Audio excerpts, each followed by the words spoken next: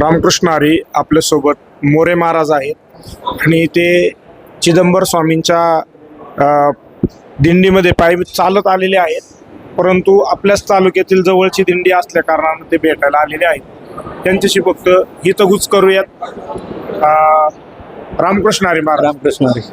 मला हे प्रश्न विचारायचा आहे, तरुणांना एक गोष्ट सांगितली पाहिजे की वारी का केली पाहिजे, असं तुम्हाला काय वाटतं? वारी का करावी? पंढरीची वारी जायची घरी.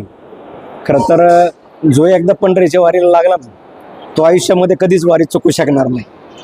वारीमध्ये एक वेगळ्या प्रकारचा आनंद, एक वेगळ्या प्रकारचं चैतन्य असतं. वारी म्हणजे शिकणं आहे. वारी म्हणजे ही काही मोक्षाची हा काय मार्ग नाही, परंतु या वारीच्या माध्यमातून परमेश्वराच्या जवळ जाण्याचे मार्ग आहेत. त्या इतर जे काही अनेक सर्व मार्ग आहेत, सगळ्यात नामस्मरण श्रेष्ठ सांगितले, परंतु त्याला अनुसरून या वारीच्या माध्यमातून माणूस हळूहळू या परमार्थामध्ये प्रगती करत हळूहळू ह्या वैकुंठाच्या दिशेने जाण्याचं काम, या निमित्तानं परमेश्वराच्या जवळ जाण्याचं काम या वारीतून या ठिकाणी होत असतं. आणि वारीतून माणूस शिकतो, भजन शिकतो, गायला शिकतो, टाळ वाजवायला शिकतो, बाकीच्या गोष्टी शिकतात. प्रपंचाच्या जबाबदाऱ्या सोडून या ठिकाणी वारीमध्ये असल्यानंतर कुठल्याही प्रकारचं कुटुंबातलं किंवा बाकीचं कुठल्याही डोक्यामध्ये विषय येत नाही आणि फक्त वारी, भजन आणि नामस्मरण याच्या व्यतिरिक्त वारीमध्ये दुसरा काही विषय नसतो. गरीब श्रीमंत कोणी नसतो, लहान मोठा कोणी नसतो. सगळेजण एक जीवाने चालतात. सगळ्यांना एकसारखं जेवण, सगळ्यांना एकसारखी झोपण्याची व्यवस्था. कुणाला काही लय गादी आहे किंवा कुणाला खाली फरशीवर झोपायचं असं नाही. जी काही व्यवस्था आहे ती सगळ्यांसाठी सारखी. त्यामुळे एक समानता याच्यामध्ये या वारीच्या माध्यमातून एक समानता समाजाच्या दृष्टिकोनातून या ठिकाणी मिळते.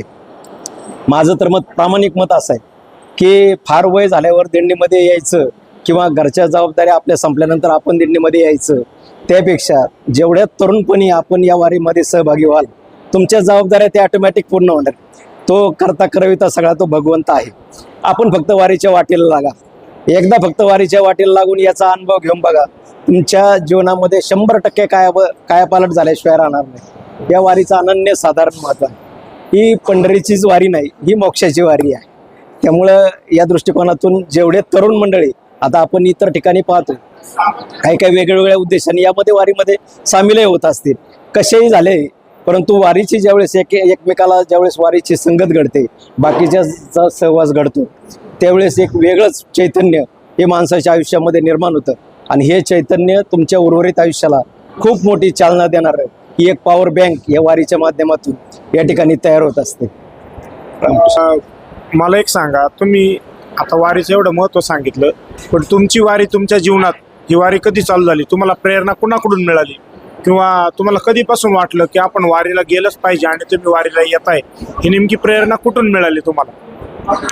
तसं माझी आजी अन्नपूर्णाबाई मोरे आणि आमच्या आजीच्या 2 बहिणी, एक गाडगे, राजाबाई गाडगे, ज्यांच्या मुलाची ट्रक तुमच्या दिंडीसाठी या ठिकाणी दरवर्षी या सोहळ्यामध्ये असते. आणि ओतूरमध्ये बाजाबाई तांबे, या तिघी सख्या बहिणी चैतन्य महाराजांच्या दिंडीमध्ये आदरणीय परमपूज्य सरकटे बाबांच्या सहवासामुळं या दिंडीमध्ये सामील त्या ठिकाणी व्हायच्या. दिंडीमध्ये जायच्या, 4 महिने चातुर्मास करायच्या. आणि चैतन्य महाराजांची रिटर्न दिंडी आमच्याकडे येताना आमच्याकडे शेवटचं जेवणाची सोय आपल्या मोकसबागमध्ये त्या ठिकाणी असायची. परंतु कालापरत्वे दिंडीचा मार्ग बदलला गेला.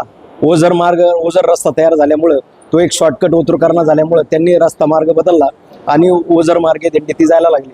पण तेव्हापासून ते दिंडीचं बाळकडू आम्हा मंडळींना त्या ठिकाणी लागलं. आणि योगायोगाने सद्गुरू उमाकांत भाऊ कुलकर्णी आणि परमपूज्यताईंच्या माध्यमातून, खरं तर भाऊंच्या माध्यमातून चिदंबर स्वामींचं मंदिर मोकसबाग कांदळी या ठिकाणी झालं. आणि पहिल्याच वर्षी मंदिर पूर्ण झालं आणि पहिल्याच वर्षी भाऊंनी आम्हा सर्वांना सूचना केली की आपल्या स्वामींची दिंडी, सर्व संतांच्या देवाच्या दिंड्या पांडुरंगाच्या दर्शनासाठी जातात, आपल्या स्वामींची दिंडी पांडुरंगाच्या दर्शनाला गेली पाहिजे. मग या दृष्टिकोनातून आमचे ओझरचे असणारे महेश भाऊ हांडे असतील किंवा सर्व मित्रपरिवार, मग अशा चिदंबर सेवा समिती महाराष्ट्र राज्याच्या माध्यमातून खरं तर हा सोहळा हे यंदाचं 11वं वर्ष आहे. पायदिंडी सोहळा हा ओझर ते पंढरपूर असं या ठिकाणी चालू आहे. चैतन्य महाराजांच्याच पाठीमागं, त्याच रूटने, त्याच माध्यमातून हा सोहळा त्या ठिकाणी जातोय.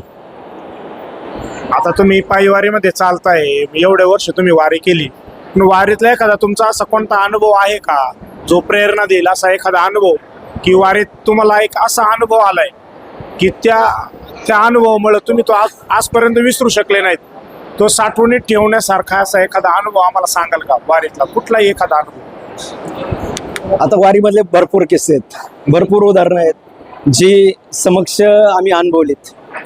आमची पहिल्याच वर्षी दिंडी निघताना जास्त नियोजन नव्हतं, पुढं मुक्काम करायचं काय नव्हतं, असं काही फिक्स नव्हतं.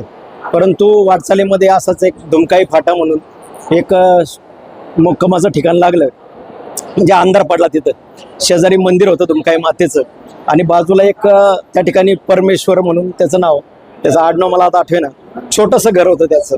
आणि त्या ठिकाणी अंधार पडल्यामुळं दिंडीने तिथं थांबायचं ठरवलं. आम्ही त्यांना विनंती केली की व आमची दिंडी या ठिकाणी थांबू द्या, मंदिरामध्ये आम्ही सगळेजण थांबू, तुमच्याकडे फक्त स्वामींचा मुखवटा आणि पादुका फक्त आपल्या घरामध्ये राहण्याची तेवढी व्यवस्था करा. तर त्यांनी आम्हाला सहकार्य केलं, दिंडी त्या ठिकाणी थांबली. पहिलंच वर्ष होतं, जास्त वारकरी नव्हते सोबत, त्यामुळं सगळ्यांना काय कुठली काय अडचण आली नाही. महत्त्वाचा विषय असा की आम्ही मंडळी त्याच्या इथं थांबलो, तेव्हा नवरा बायकोंची एवढी तगमग. दुसऱ्या दिवशी सकाळी या वारकऱ्यांनी यांच्या हाताने जेवण केलं, यांनी यांच्या पद्धतीने केलं, पण आपण वारकऱ्यांची काही सेवा करू शकलो नाही. त्यांना लई मोठी खंत होती.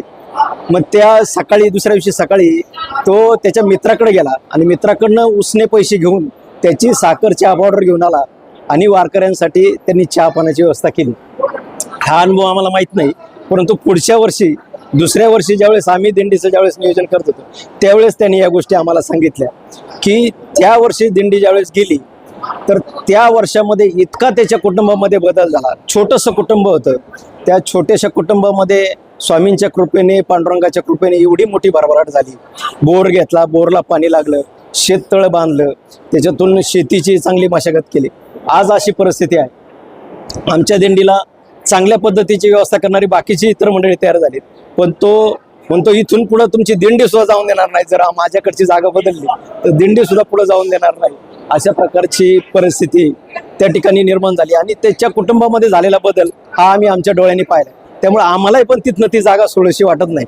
थोडी गैरसोय जरी असली तरी पण आज आम्ही वारकरी जेवढे जातो त्याच्या चौपट लोक, आजूबाजूचे लोक तो तिथं जेवण्यासाठी सगळे दिंडी येणारे, दिंडीला सगळ्यांचं स्वागतासाठी चौपट सगळे नातेवाईक, मित्र, परिवार सगळ्यांना तिथं बोलवतो आणि सगळ्यांना तो ते आनंद देतो. असे खूप ठिकाणचे वेगवेगळे खूप अनुभव आहेत. बोलू तेवढं थोडं आहे वारीबाबत. वारीमध्ये एवढा अनुभव येतो, मग पांडुरंग परमात्मा एवढ्या लोकसंख्येने लोक येतात, मग त्यांची नेमकी कशी सोय होत असेल? तुम्हाला कसं वाटतं पांडुरंग परमात्मा कशी सेवा करत असेल? नाही, पांडुरंग परमात्मा आहे तो, हे विश्वच त्यांनी निर्माण केलेलं आहे. त्याला मुंगीच्या पायातल्या जर घुगराचा आवाज जर त्याला येतोय ते त्याचं सगळीकडे लक्ष आहे, सगळ्याच गोष्टी. आणि हे शेवटी तोच बुद्धी देणारा आहे, तोच आहे. आपल्याला चालण्याची बुद्धी देणारा तो आहे आणि आपण त्याचं नाव घेत त्या ठिकाणी चाललेलो आहे. मग आपल्या सगळ्यांची खाण्यापिण्याची व्यवस्था करण्याची जबाबदारी त्याचीच आहे. मग आदरणीय भाऊ सांगायचे की जे आपल्याला दिंडीमध्ये चहा पाण्याची व्यवस्था करतात, जेवणाची व्यवस्था करतात, हे सगळ्यात जास्त त्यांची सेवा त्यांना बुद्धी देणारा सुद्धा पांडुरंग परमात्मा आहे.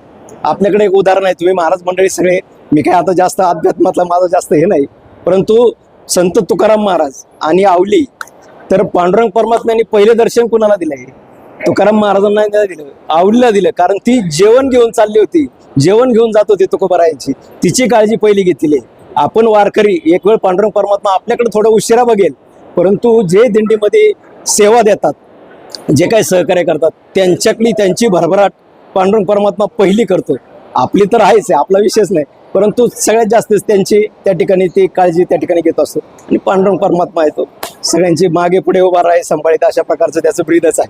त्याच्यामुळं सगळी काळजी तो घेतो बरोबर. आता सगळे वारकरी चाललेले आहेत, तर त्या वारकऱ्यांकरता तुम्ही काय संदेश द्याल आणि काय प्रार्थना करा? वारकऱ्यांसाठी हीच विनंती आहे, आपण जात असताना सगळ्यांनी स्वच्छतेचे नियम पाळायचे. वारकरी गेल्यानंतर ज्यांनी आपली व्यवस्था केलेली आहे तर त्यांना असं वाटलं नाही पाहिजे का बाबा काय वारकरी आले की ते इथं खराब करून गेले. एकदम स्वच्छता पाळा, टापटीप पाळा, आपल्या तब्येतीची काळजी घ्या. वयोमानानुसार वयोवृद्ध आमचे जे काही माता पुरुष असतील आपल्या तब्येतीप्रमाणे चाला. उगाच काहीतरी करायचंय म्हणून काही गोष्टीमध्ये शरीराला जास्त क्लेश देणं सुद्धा बरोबर नाही. जेवढं शक्य आहे तेवढं परमेश्वराचं नाम घेत चला. आणि विशेषतः तरुण वर्ग, जेवढा आपण वारी करत असताना जेवढे तुम्ही वारकऱ्यांची सेवा करत चालाल तेवढं डबल पुण्य तुम्हाला त्या ठिकाणी मिळणार आहे. वारीचं तर पुण्य तुम्हाला मिळेल, परंतु चालता चालता वारकऱ्यांची सेवा करीत तुम्ही जेवढं जाल तेवढ्या सेवेचं पुण्य तुम्हाला डबल त्या ठिकाणी या ठिकाणी मिळणार आहे. जेवढी जास्तीत जास्त आरोग्याची स्वच्छतेची काळजी जेवढी घेता येईल तेवढी काळजी आपण वारकऱ्यांनी घ्यावी, अशाच प्रकारची एक विनंती आहे. पांडुरंग परमात्मा काळजी घेणार आहे. तुम्ही चला, पाठीमागं पाऊस पाणी सगळ्या गोष्टी सगळं व्यवस्थित होणार आहे, काही अडचण येणार नाही. रामकृष्ण. तुम्ही आम्हाला वेळ देऊन बोललात, तुमचं मनापासून धन्यवाद. धन्यवाद महाराज.